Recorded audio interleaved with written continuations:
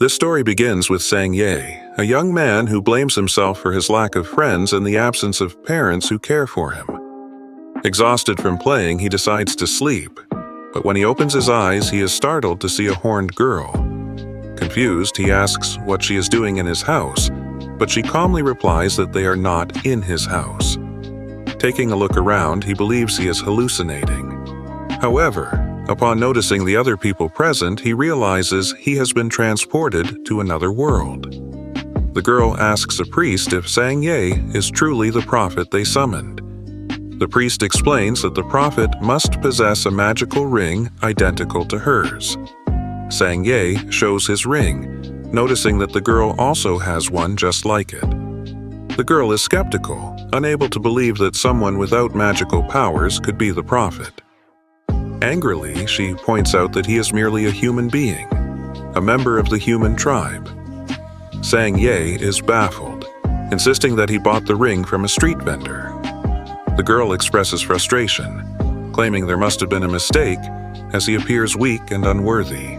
However, the priest reassures her that there was no error in summoning him and declares Sang Ye as the prophet destined to save the demon tribe from extinction. Still puzzled, Sang Ye asked them to explain what is going on. The girl introduces herself as Isabella, queen of the demon tribe. She explains that on the day she was supposed to sign a peace treaty with the humans, her commander, Lillian, betrayed her with the aid of human allies. Disarmed and weakened, she lost a significant portion of her magical powers, but survived due to the sacrifice of her 4 strongest subordinates. Hearing her tragic story and realizing he is in a different world, Sang Ye envisions himself as the protagonist of this new tale. He asks Isabella why she doesn't hide in the mountains, but another girl interjects, explaining they are on the run from humans. They summon the prophet to aid them, but are disappointed when Sang Ye appears useless. At that moment, Isabella suddenly feels faint, transforming into a human-like appearance. The priest explains that her aura has completely depleted, leaving her in this weakened state. The group blames Sang Ye for depleting her remaining energy during the summoning. Just then, a group of men warns that the humans have breached the realm. They escort Isabella to safety, while the priest decides to stay behind to buy them time. Isabella pleads with the priest to escape with them, but he insists on staying, preparing to teleport the group to safety. Just as he activates the spell, the door is smashed open by a towering figure named Angus, who demands to know the Demon Queen's location. By then, however, Isabella and the others are gone, planning their next move and vowing revenge. As they flee, the group is ambushed by humans from behind. The girls accompanying Isabella decide to sacrifice themselves to ensure her escape. Sang Ye promises to protect Isabella, grabbing her hand and urging her to flee. Despite her desire to stay and fight alongside her companions, Sang Ye reminds her that their sacrifice would be meaningless if she perished. With tears in her eyes, Isabella watches from a distance as her loyal subordinates are slaughtered. During their escape, they encounter a group of human knights. Overcome with rage, Isabella breaks free from Sang Ye's grasp and attacks the knights, avenging her fallen subordinates. Sang Ye stops her and apologizes to the knights, pleading that they are not working for the demons and have not been brainwashed. This action infuriates Isabella, who cannot believe he made her kneel before humans. However, Sang Ye explains that by surrendering, they can survive and plan their revenge. Despite his efforts, one knight prepares to kill them for a reward. Before he can act, another knight intervenes, commanding him to stand down and return to his squadron.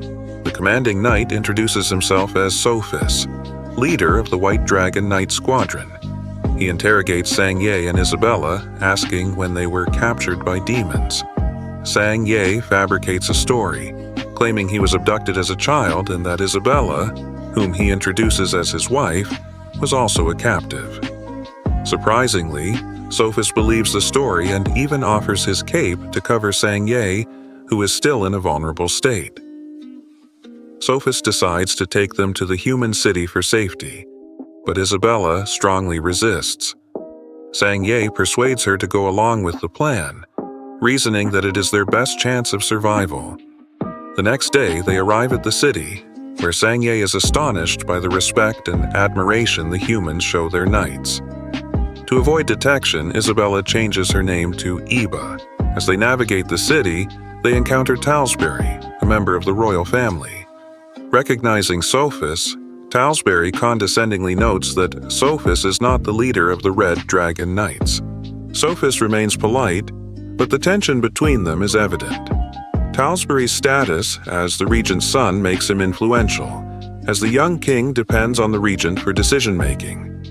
The conversation takes a grim turn when Talsbury reveals that the Red Dragon Knights were ordered to kill the demon queen rather than negotiate peace. Suddenly, Sophus' father, an imperial leader named Gurudita, arrives in town. Sang-ye is amazed by Gurudita's importance in the kingdom and learns from a knight that Gurudita and the regent hold opposing political views. Trumpets blare, announcing the arrival of the Red Dragon Knights. They march into the city carrying the priest's severed head impaled on a sword.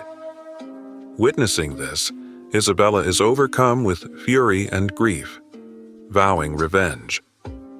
Angus, the towering figure from before, assumes the head was a welcome gift from Gurudita, but Gurudita coldly dismisses him and continues his journey to meet the king.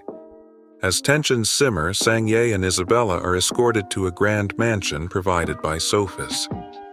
Sang-ye marvels at the luxurious home, but Isabella questions Sophus's generosity, suspicious of his intentions. Sophus insists he is merely helping them, but Isabella remains cautious. Meanwhile, Angus meets the young king and proudly reports that the demon queen has been eliminated. Gurudita interrupts, arguing that Angus's actions were a grave mistake. The mission was to establish peace, not incite further conflict. He warns that if the demon queen were to return, war would inevitably erupt, resulting in countless human casualties. Angus defends his decision, claiming that Lillian, the queen's traitorous commander, had promised peace if she were crowned queen. He produces a letter supposedly documenting this agreement. After reading it, the king, though skeptical, sides with Angus, entrusting him with future dealings. Gurudita leaves the meeting disheartened. Back at the mansion, Sang-ye reflects on the chaos he has witnessed. While taking a bath, Sophus joins him, much to Sang-ye's embarrassment. Sophus reassures him, explaining that he sees a resemblance between Sang-ye and his long-lost brother Sophisac, who was captured by demons. Sang-ye denies knowing him, but sympathizes with Sophus's pain. Sophus reveals more about his strained relationship with the regent and their conflicting visions for the kingdom. After their conversation, Alina, a servant, escorts Sang-ye to his room. To his surprise, he finds Isabella changing clothes. Flustered, she hastily covers herself and scolds him for his lack of decorum. Isabella reminds Sang-ye to act as her husband to maintain their cover. When they hear footsteps outside, they pretend to be intimate to avoid suspicion.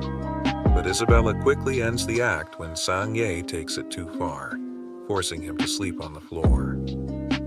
Later that night, Sang-ye attempts to use the rings to return to his world. Despite his efforts, the attempt fails. In the meantime, Alina finds Sophus and expresses her gratitude for his kindness. Sophus confides that he sees Sang-ye as a connection to his missing brother. Moved by his vulnerability, Alina comforts him, and their bond deepens. The next morning, Alina brings new clothes for Sang-ye, but he notices that Isabella is not in the room. Concerned, he searches for her and finds her training intensely with a sword.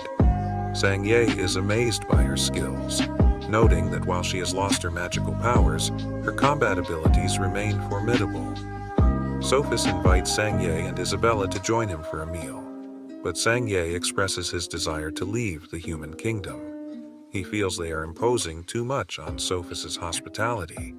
Isabella agrees, stating she wants to return to the demon tribe and reclaim her position, rather than remain indebted to humans. Sophis tries to persuade them to stay, offering Sang-ye a job in the kingdom. However, Isabella firmly declines, reminiscing about the demon tribe's history of strength. She recalls the past when humans were weak and lived in fear, eventually seeking the help of a powerful dragon to protect them. As a sign of gratitude, the humans worshipped the dragon as a deity and formed dragon knight squadrons, each distinguished by a specific color. Among these, the White Dragon Knight Squadron serves as the king's personal cavalry. Entry into this elite group requires either immense strength or a diploma from the kingdom's prestigious honor school. Inspired, Isabella declares her intent to enroll in the honor school to regain her strength. Sang-ye, seeing an opportunity to escape the human kingdom, supports her decision. He reasons that graduating from the school could provide them with the means to fulfill their goals. 2 months later, Sophis helps enroll them in the school, explaining the different branches of study available. He warns them that a professor will evaluate their skills to determine their placement. If they fail, Sophis promises to bring them back to his mansion. On their first day, they meet Master Mikey, the instructor for the melee branch. Mikey demonstrates an advanced technique by shattering a statue with his full strength while keeping a delicate bird unharmed. The students are awestruck by his precision and power. Mikey invites Isabella to join his branch, impressed by her resilience and unshaken demeanor during his display.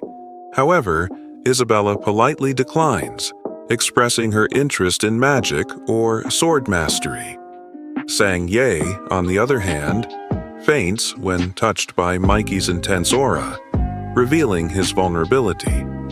Despite failing the melee test, Sang-ye is relieved, as he had no interest in the grueling physical training.